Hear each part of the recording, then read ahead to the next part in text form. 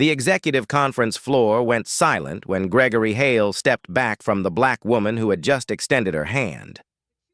"I don't shake hands with people like you," he said, loud enough for the board, investors, and cameras to hear. Chairs shifted, phones rose, whispers tightened the air. The woman didn't react. She simply opened her briefcase, slid one document across the polished table, and Gregory's confidence collapsed. Because the person he tried to humiliate wasn't a guest.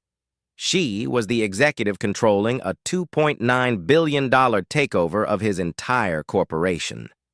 The 31st floor of Hale Meridian headquarters buzzed with media crews, analysts, and executives pretending they were already part of history.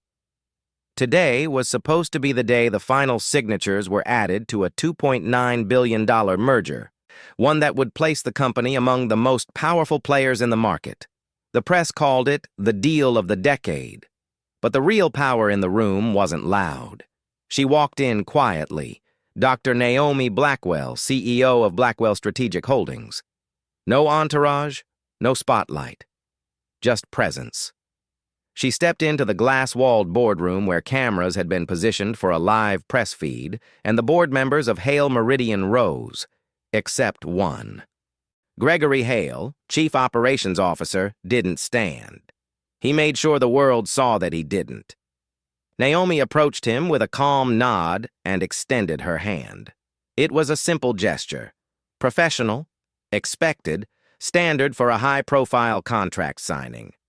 Gregory looked at her hand, smirked, and pulled his own back sharply, as though contact would contaminate him. "I don't shake hands with people like you," he said, ensuring the microphones caught every syllable. The boardroom froze. A few executives shifted uncomfortably. Reporters raised their cameras like hunters catching a rare moment. Naomi withdrew her hand slowly, her expression unreadable. "Shall we proceed?" she said. Gregory leaned back, lacing his fingers behind his head. "Don't pretend this merger depends on you. You're here because it makes us look balanced. Nothing more." His arrogance was a performance, but one he would regret. Naomi placed her briefcase on the table and opened it with practiced precision. "Before we begin, there is a document you need to review." Gregory rolled his eyes and snatched the folder she handed him. He opened it lazily, then his smirk died. He sat up straighter. He read faster, the confidence drained from his face. "What is this?" he whispered. Naomi remained still. "It's the agreement your team signed 3 years ago when your company needed emergency financing. Buried deep within that agreement is Clause 14. Gregory shook his head. "I've never heard of that." "You wouldn't have," Naomi said. "It only activates under very specific circumstances." She tapped the table, and the screen behind her lit up with a live video feed. Gregory's refusal to shake her hand, replaying in slow motion, broadcast on dozens of news networks simultaneously. Gasps rushed across the room like a breeze through dry leaves. Gregory looked at the screens, horrified. "You planned this," he hissed. Naomi shook her head.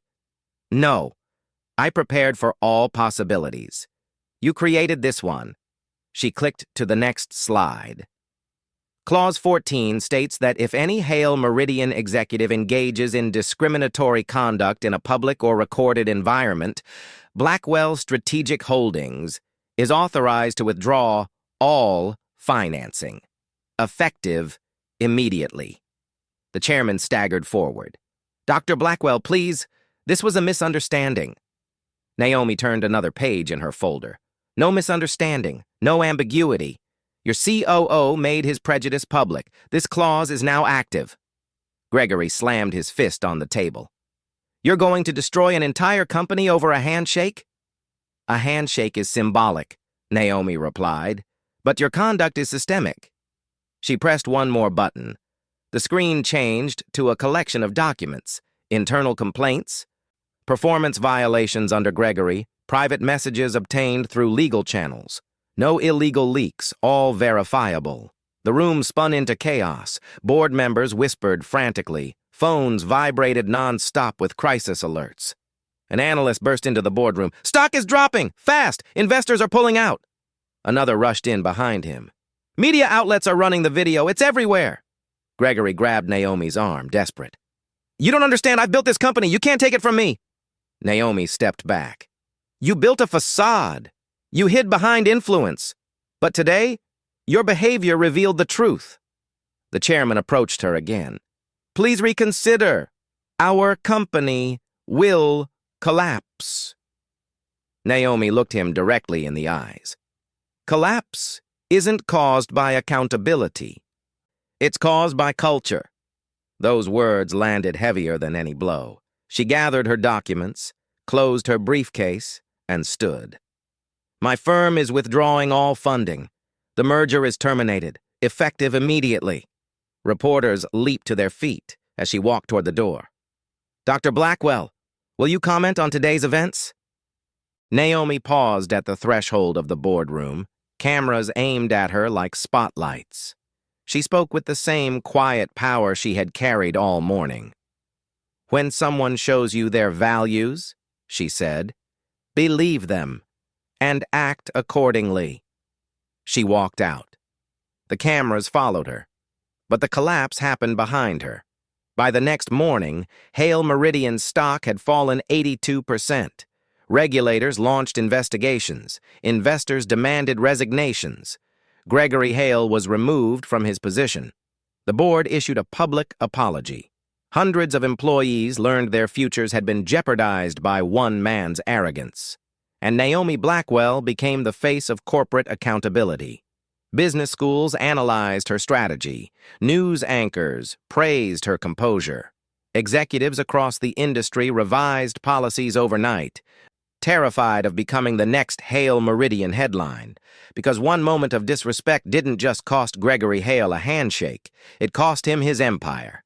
If this story made you feel something, anger, shock, pride, or the satisfaction of watching arrogance crumble, don't stay silent. Hit like, share this video everywhere, and tell us in the comments exactly which moment hit you the hardest and why. Your reaction keeps these stories alive. Let the world see how dignity destroys disrespect every single time.